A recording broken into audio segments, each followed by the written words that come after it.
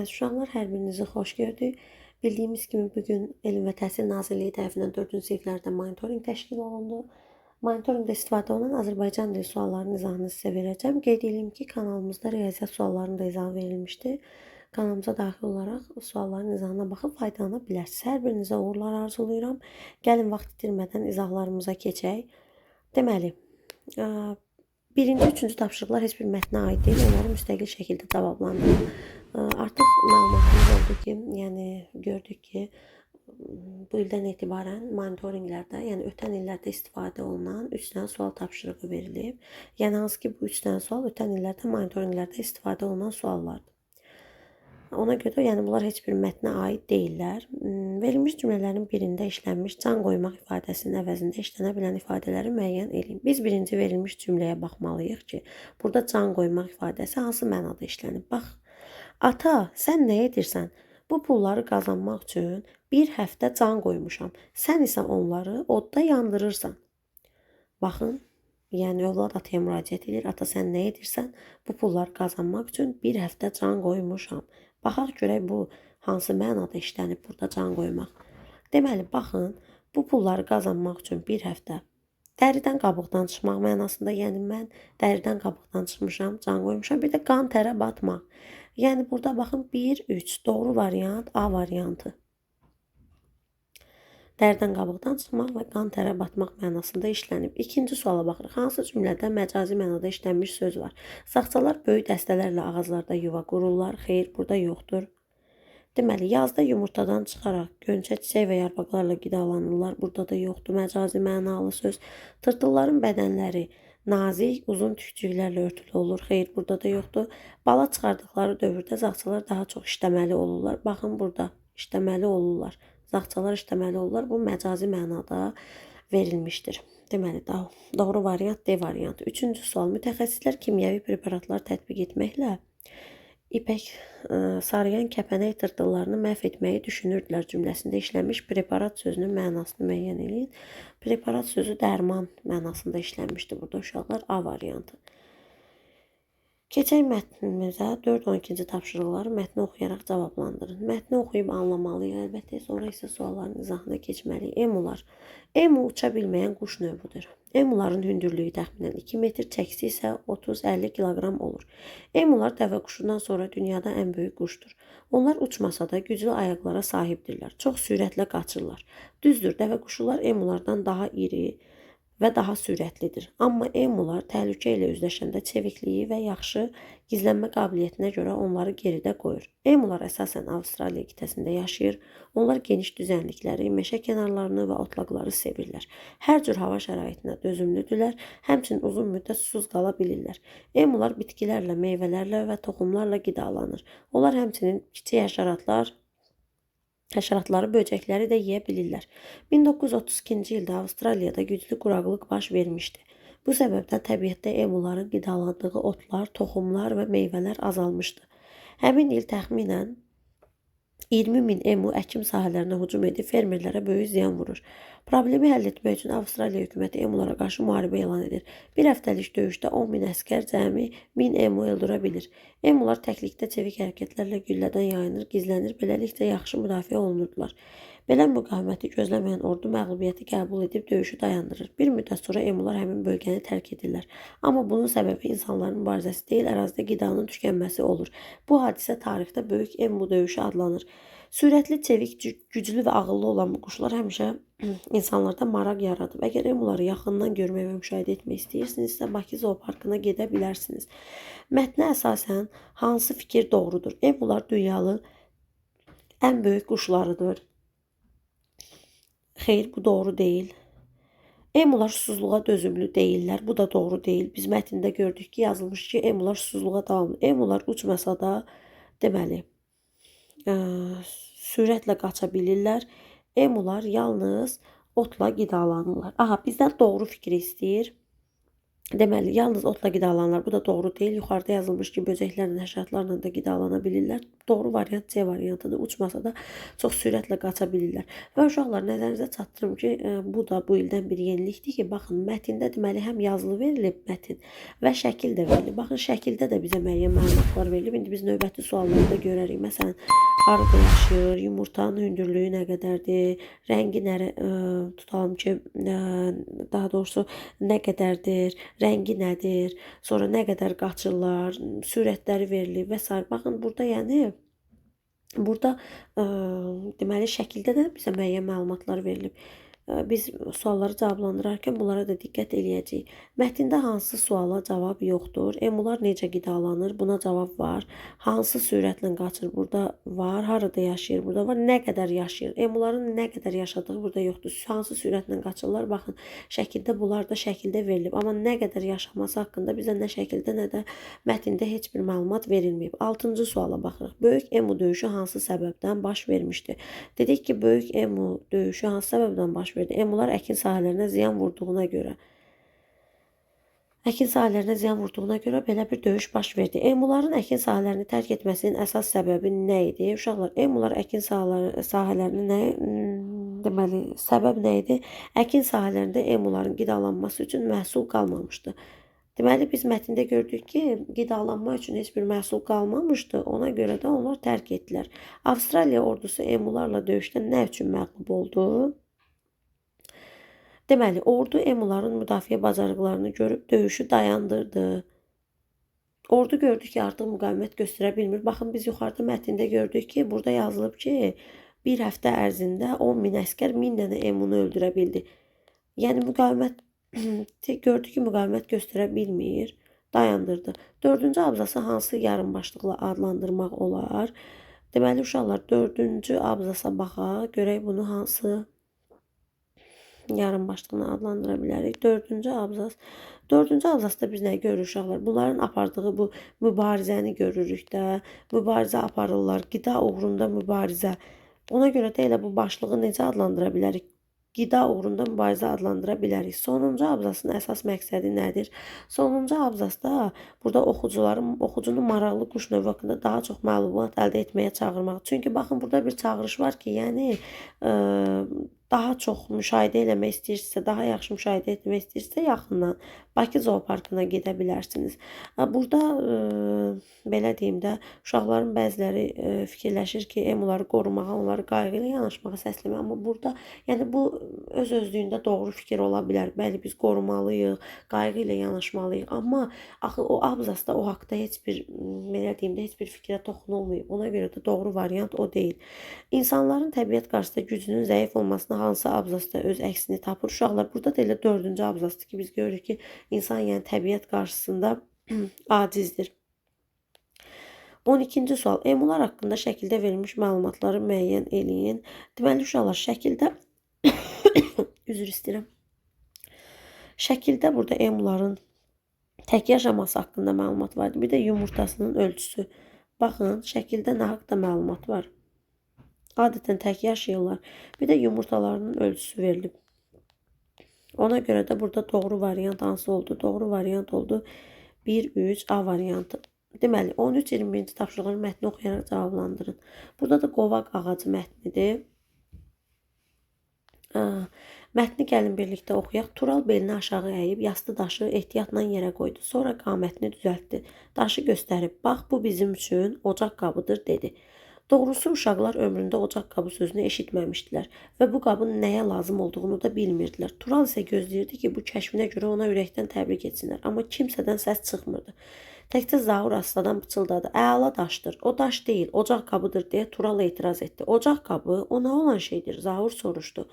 İndi ocaq qabının nə olduğunu görərsiniz, deyərək Tural işə girişdi. O, kölgəsində əyləşdikləri qovaq ağacının aşağı sallanan qurumuş budaqlarını sındırıb daşın ətrafına yığdı. Odunların altına isə xeyli saralmış ot qoydu. Sonra kibrit çəkib quru otu yandırdı. Ot dərhal alovlandı. Quru çörçöp həmin alovdan alışdı. Birazdan Turalın ocağının çırtılısı ətrafa yayıldı. Ocağın yanması hamını sevindirdi. Və sağ ol Tural sözləri bayram alqışları kimi göyə ucaldı. Alovun dilləri azaldıqca odun yanıb közə dönür, külün altından yavaş-yavaş boşqaba oxşayan üzü görünürdü. Tural otalaqdan süpürgə düzəldib daşın üstündəki külü qırağa süpürdü. Qab hazırdır, göbələkləri gətirin. Uşaqlar işin nə yerdə olduğunu indi başa düşdülər. Cəld səbətlərə yığdıqları göbələkləri gətirdilər. Dayanın deyə Tural əmr etdi. Qab balacadır, hərə ancaq 2 göbələk pişirə bilər. Göbələklərin içinə duz tökməyi unutmayın. Daşın üstünə kiçik fincanlara oxşayan göbələklər düzüldü. İsti dəydikcə göbələyin canındakı su damcıları onların ortasına yığışmağa başladı. Göbələklərin içi ağzınacan su ilə dolanda başa düşdülər ki, onlar artıq bişib. Dadlı göbələkləri yedikcə keyfləri kökəlirdi. Zaur çininə toxunan budaqları kənara itələyib dedi. Bu qobaq ağacı mənim nənəm kimidir. Yemək yeyəndə məndən uzaqlaşmır. İstəyir ki, axıra kimi yeyim. Vüqar təbəssümlə mənim nənəm də elədir dedi. Uşaqlar dincəldikdən sonra ayağa durdular. Hündür qovaq ağacına salamat qal ay nənə deyib şəhərə qayıtdılar. Gecə sərin meh əsməyə başladı. Uşaqlar yataqlarında xumarlana yatırdılar. Meşədən isə pis bir hadisə oldu. Elə bir külək əsməyə başladı. Ocaq qabının dibində hələ də közərən bir qığılcım yuxudan oyandı. O küləyin qanadında uçaraq qurumuş otluğa düşdü. Otlar dərhal ağışdı və birdən-birə yekə tonqala çevrildi. Tonqal əvvəl ağacların qurumuş budaqlarını, sonra isə bütün meşəni ağuşuna aldı. Uşaqlar meşəyə çatsalar da heç nə görə bilmədilər. Helikopterlər havadan, qırmızı maşınlar yerdən alovun başına yağış yağdırdılar. Meşənin başından qırmızı alov dilləri ilə yanaşı qəribə şəkildə əyilmiş qapqara, vahiməli görünüşlü tüstü qalxdı. Tüstü sehirli nağıllardakı adam yeyən əjdahalar kimi qorxunc idi. Uşaqlara elə gəldi ki, alov heç zaman sönməyəcək. Onlar yerlərində donub qalmışdılar. Ey balacalar, haydi evinizə. Burada sizlik bir iş yoxdur. Uşaqlar geriyə baxa-baxa ağır addımlarla evin yolunu tutmalı oldular. Heç biri danışmaq istəmirdi. Hamısının ürəyindən eyni söz keçirdi. Bəlkə yanğın bizim ocaqdan düşüb, amma bunu heç kim dilinə gətirmirdi. Yox, ola bilməz. Biz meşədən çıxanda ocaq sönmüşdü. Zaur özü də bilmədən ürəyində fikirləşdiyini ucadan dedi. Hə də biz meşədən çıxanda daşın yanında ancaq kül qalmışdı. Mən də orada alov görmədim. Ocaq tam sönmüşdü. Tural qaşqabaqlı şəkildə susurdu. Nəhayət dilləndi. Biz bilməliydik ki, külün altında köz qala bilər. Elə ağaclar var ki, onların közü uzun müddət sönmür. Belə çıxır ki, yanğını biz törətmişik. Vüqar etiraz etdi. Mən dəqiq demirəm ki, yanğın bizim ocaqdan düşüb. Bəlkə də bizdən başqa da ocaq qalayanlar olub. Ocaqların sönüb sönmədiyini tam dəqiqləşdirməmiş çıxıb gediblər. Amma biz də əmin olmaq üçün ocağımızın üstünə su tökməliydik. Belə etsəydik, indi şübhələrimiz də olmazdı. Axı biz bütün dünyaya yaşıl dünya naminə həmrəy olun deyirik. Özümüz necə belə səhv edə bilərik? Onlar səssiz-səmirsiz ayrıldılar. Böyüklərin fədakarlığı ilə söndürülən yanğın uşaqların qəlbindəki sevinç duyğularını doldurmuşdu. Həyat əvvəlki qaydasına düşmüşdü. Kür yenə xoşbəxt axır, yanğının ağzından salamat çıxan ağaclar yarpaq-yarpaq rəqs edirdi. Uşaqların isə ürəyindən meşəyə getmək keçirdi. Onları nənənin vəziyyəti maraqlandırırdı. Yenə də təşəbbüskar Tural oldu. Uşaqlar birbaşa ocaq qaladıqları yerə gəldilər. İlahi, qovaq ağacı nə vəziyyətə düşmüşdü. Budaqları yanmışdı, gövdəsi qapqara idi. Zaur göz yaşlarını saxlaya bilmədi. Vüqar budaqlarını və gövdəsini qara kül basmış ağaca baxa-baxa qaldı. Üst-başı qapqara olsa da qovaq döyüşdən qalib çıxmış qazilər kimi məğrur dayanmışdı. Yuxarı budaqlarında isə ara-sıra yaşıl yarpaqlar görünürdü. Yox, o yaşayır. Yaşıl yarpaqları görən Tural təəccüb dolu sevinclə qışqırdı və eyni həyəcanla "Uşaqlar, biz ona kömək etməliyik" dedi. Tural bu sözü deyəndə Zaur xəyalında nənəsi ilə danışırdı. Nənəsi onu yeməyə çağırır. Zaur isə "Yox, heç nə istəmirəm" deyə dartınırdı. Zaur nə dediyini eşitdin? Turalın səsi cingildədi. "Yox, hə, neyləyək? Nə deyirsən? Ağaca çoxlu su vermək lazımdır ki, özünə gəlsin. Bax, bu gözəl təklif idi." Uşaqlar dərhal evə qayıtdılar, hərəsi bir vedrə götürüb geri döndülər. Onlar inanırdılar ki, qovaq yenidən yaşıllaşacaq.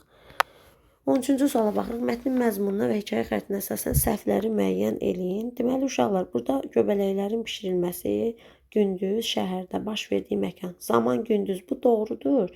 Şəhərdə baş vermirdi. Məkan harda idi? Meşə idi. Yanğın baş verdiyi zaman. Deməli, bu yanlışdır. Gecə baş vermişdi bu. Meşədə baş verdiyi doğrudur. Deməli, burada doğru variant 2-3'dür. Bizdən də yanlışları soruşur. Mətndə verilmiş ibarələrdən hansı məcazi mənadadır? Deməli, uşaqlar, burada məcazi mənada közərən bir qığılcımın yuxudan oyanması. Qığılcımın yuxudan oyanması bu məcazi mənadadır. Meşədə isə pis bir hadisə oldu deyərkən müəllif nəyi nəzərdə tuturdu? Uşaqlar, meşədə pis bir hadisə oldu deyəndə yanğının baş verməyini nəzərdə tuturdu. Yəni yanğın baş vermişdi. O haqqda məlumat verdi ki, meşədə pis bir hadisə oldu. Zaura aid olduğu fikirləri müəyyən eləyin. Zaura aid olan fikirlər, deməli, ocaq daşını tapdı, xeyr. Qovaq ağacının yanmış görəndə göz yaşlarını saxlaya bilmədi. Bəli, Zaur göz yaşlarını saxlaya bilmədi. Bir də ki, qovağı nənəsinə oxşadırdı. Doğru variant A variantıdır burada. 17 uşaqlar yaşadıkları bu hadisədən sonra siz yaşlardakilərin hansına qərar verəcəklər? Deməli uşaqlar meşəyə gedəndə özlərinə su aparacaqlar. Xeyr, meşəyə yalnız böyüklərlə birlikdə gedəcək. Xeyr, ocağın söndüyünə əmin olmamış o məkandan uzaqlaşmayacaqlar. Bəli. Doğru variant bu variantdır. 18-ci sual. Mətnin mövzu və ideyasının doğru verildiyi variantı müəyyənləşdirin. Deməli uşaqlar, burada doğru variant elə A variantıdır. Mövzu təbiətə qayğıdır. İdeada təbiəti qorumaq hər birimizin borcudur. Mövzu nə idi? Mövzu yəni mətn nə haqqındadır? İdeya isə mətndən çıxan əsas fikridir. 19-cu sual. Onlar inanırdılar ki, qovaq yenidən yaşıllaşacaq fikrinin əsaslandırılması hansı variantda doğru verilmişdir? 19-cu sual. Ağacın budaqlarını və gövdəsini qara küldən yuyub təmizləyəcəklər və ağac özünə gələcək yaşıllaşacaqdır. Xeyr, yanğın söndürənlər lazımi tədbirləri görmüşlər. Xeyr, çünki qovaq ağacı yanğından zədlənmişdi. Xeyr, yuxarı budaqlarında ara sıra yaşıl yarpaqlar görünürdü və uşaqlar inanırdılar ki, çoxlu su versələr o yaşayacaq. Uşaqlar gördülər ki, ara sıra yaşıl yarpaqlar görünür. Ondan sonra oyunlarda bir ümid yarandı ki, o yaşayacaq. Çərçivədə verilmiş hissəni hansı yarımbaşlıqla adlandırmaq olar? Uşaqlar, çərçivədə verilmiş hissəni o yaşayacaq yarımbaşlığı ilə adlandıra bilərik. Çünki orada uşaqların necə ümidləndilər, gördülər ki, orada yaşıl yarpaqlar görünür və fikirləşdilər ki, o yaşayacaq, biz ona qulluq etməliyik. Ona görə də elə ən doğru uyğun variant burada o yaşayacaq yarımbaşlığıdır. 21. Mətnin məzmununa əsasən doğru cavabları seçin. Meşədə yanğın baş verdiyi üçün uşaqlar, deməli, meşədə yanğın baş verdiyi uşaqlar özlərini bu yanğına səbəb olma ehtimalına çox üzüldülər. Fikirləşirdilər ki, yəni onlar səbəb olub, yaşayacağına ümidləri olan ağaclara, deməli, qulluq etdilər. Burada doğru variant 1-4-dür. A variantı. 22-30-cu tapşırıqların mətni oxuyaraq cavablandırın. Asimov və Sofiya. Gəlin bu mətni də oxuyaq. Asimov insana bənzər robotu Honda şirkəti tərəfindən hazırlanmış və ilk dəfə 2000-ci ildə təqdim edilmişdir. Bu robot 1980-ci illərdən etibarən Honda'nın robot texnika sahəsində apardığı araşdırmaların nəticəsi idi. Asimov insan kimi yeriyə, qaça, pilləkən çıxa və müxtəlif jestlər edə bilən ilk robotdur. O saatda 2,7 km sürətlə hərəkət edə bilirdi və bu sürət daha sonra 9 km-ə qədər artırıldı. Həmçinin robot səs və üz tanıma texnologiyası sayəsində ünsiyyət qurur, əl sıxmaq, başını tərpətdirmək kimi jestlər edərək insanlarla qarşılıqlı əlaqəyə girə bilirdi. Bundan başqa Asimov müəyyən dərəcədə müstəqil qərar qəbul edə bilirdi. Məsələn, qarşısında bir maneə olduqda onu aşmaq üçün alternativ yol seçirdi. Asimov əsasən fiziki məhdudiyyətli insanlara və yaşlılara kömək etmək üçün hazırlanmışdı. Lakin Honda şirkəti Asimovun müxtəlif bacarıqları sayəsində ofis, otel, muzey kimi məkanlarda da uğurlu olduğunu nümayiş etdirdi. Hətta Asimov NASA ilə əməkdaşlıq çərçivəsində kosmik araşdırmalar üçün də nəzərdə keçirilmişdir. Bununla yanaşı Asimovun bəzi çətinlikləri də mövcuddur. Bir ədəd Asimov robotunu hazırlaması üçün təxminən $1 milyon vəsait tələb olunurdu. Həmçinin o yalnız sadə ünsiyyət bacarıqlarına malik idi. 2017-ci ildə Hanson Robotics adlı başqa bir şirkət tərəfindən istehsal edilmiş Sofiya adlı növbəti insana bənzər robot bu saatda Asimov'u geridə qoydu. Sofiya sosial zəkaya malik ilk robotdur. O insanın üz ifadələrini təqlid edə bilir və daha yaxşı ünsiyyət bacarıqları nümayiş etdirir. Sofiya danışır, suallara cavab verir və müxtəlif duyğuları ifadə edə bilir. O 2017-ci ildə Səudiyyə Ərəbistanı vətəndaşlığı alan ilk robot kimi tarixə düşdü. Bu isə Asimov'un nail ola bilmədiyi bir yenilik idi. Nəticədə 2018-ci ildə Honda şirkəti Asimov'un istehsalını rəsmi olaraq dayandırmağa qərar verdi və istiqamətini daha çox süni intellekt texnologiyalarına yönəltdi. Lakin Asimov robot texnika tarixində mühüm iz buraxdı. Onun dizaynı və proqramı sonraki insana bənzər robotların inkişafına böyük təkan verdi. Deməli, mətndən tanış olduq. Mətnin məzmununa əsasən hansı fikri söyləmək olar? Robotlar insanların həyatını asanlaşdırmağa xidmət edir. Bəli, elə həqiqətən də bizim mətnin məzmununa əsasən bu fikrə gələ bilərik ki, robotlar insanların həyatını asanlaşdırmağa xidmət edir. Mətnə əsasən Asimov haqqında yanlış fikri seçin. Uşaqlar, deməli bizdən yanlış fikir. İnsana bənzər robotdur, bu doğrudur. Yeriyir, qaçır, pilləkənlə çıxa bilir, bu doğrudur. Yanlış fikir sosial zəkaya malikdir. Bu yanlış fikirdir. Bu Asimov'a aid fikir deyildir. Sofiya robotu haqqında hansı fikir yanlışdır? 24-də istehsalına 2017-ci ildə başlanılıb, müxtəlif duyğuları ifadə edir. İlk insana bənzər deməli robotdur. Hanson Robotics şirkətinin məhsuludur. İstehsalına 2017-ci ildən başlanılıb. Baxaq görək Sofia robotu haqqında deməli məlumatlar hansıdır? Burada deməli Sofia robotu haqqında hansı fikir yanlışdır? İstehsalına 2017-ci ildə başlanılıb. Müxtəlif deməli duyğuları ifadə edir. İlk insana bənzər robotdur. Hanson şirkətinin məhsuludur. Uşaqlar, burada ilk insana bənzər robotdur. Variantlar BCA şəklində verilib. Doğru variant budur. İlk insana bənzər robotdur. Deməli, 25 hansı bənddə səbəb-nəticə əlaqəsi pozulub? 25-də bizə deyirdi, Asimo təqdim edildi, Sofiaya maraq azaldı. Burada elə doğru variant A variantdır uşaqlar. Səbəb Asimo təqdim edildi, nəticə Sofiaya maraq azaldı. Xeyr, Asimo təqdim edildi, Sofiaya maraq. Sofia Asimodan sonra yaranıb. Necə bu təqdim ediləndə ona maraq azala bilər ki? Ona görə də elə burada doğru variant A variantıdır. 26. Sofia robotunun istehsalı nəticəsində hansı hadisələr baş verdi? Deməli, ilk insana bənzər robot yaradıldı. Sofia robotunun istehsalı nəticəsində deməli hansı hadisələr baş verdi? İlk dəfə fiziki deməli məhdudiyyətli insanlara dost icad edildi. Hanson Robotics rəqabətdə önə keçdi. Səudiyyə Ərəbistanı fərqli vətəndaşa sahib oldu. 3-4 uşaqlar 3-4-cü fikirlər Sofia robotunun istehsalı nəticəsində baş verən hadisələrdir. Mətnin məzmununa əsasən yanlış fikir hansıdır? 27-ci sualda deməli bizdən yanlış fikri istəyir. Robot texnologiyalı bahalı sənaye sahəsidir. Bu doğrudur. Robotlar uzun müddətli araşdırma əsaslanır. Bu doğrudur. Robot sahəsində də şirkətlər arasında rəqabət olur. Bu da doğrudur. Son dövrdə insana bənzər robotlara maraq azalıb. Bu yanlış fikirdir. Asimo'nun istehsalı nə üçün dayandırıldı? Honda şirkəti yeni insan bənzər robotunu təqdim etdi. Sofia ilə rəqabətdə geri qaldı. Hanson Robotics şirkəti belə qərar verdi. İstehsal icazəsi başqa şirkətə verildi.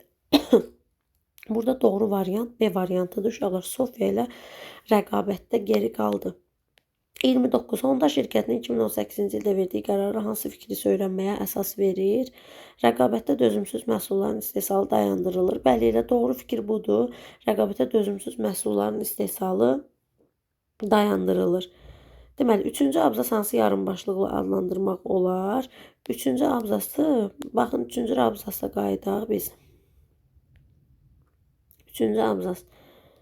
Bu abzası biz necə adlandıra bilərik? Burada görürük ki, rəqabət yarandı, Sofia robotu yarandı, Asimo'dan sonra. Deməli, bunun daha da üstünlüyü haqqında məlumat verilir. Ona görə də biz burada ən deməli uyğun yarımbaşlıq C variantı, çətin rəqabət. Belə uşaqlar, izahımız bu qədər. Ümid edirəm ki, izahlar sizin üçün faydalı oldu. Əgər video sizin üçün faydalı oldusa, dostlarınızla bölüşməyi unutmayın. Kanala abunə olmağı və digər dostlarınızla da bölüşməyi unutmayın. Hər birinizə uğurlar arzulayıram. Növbəti izahlarda inşallah görüşərik.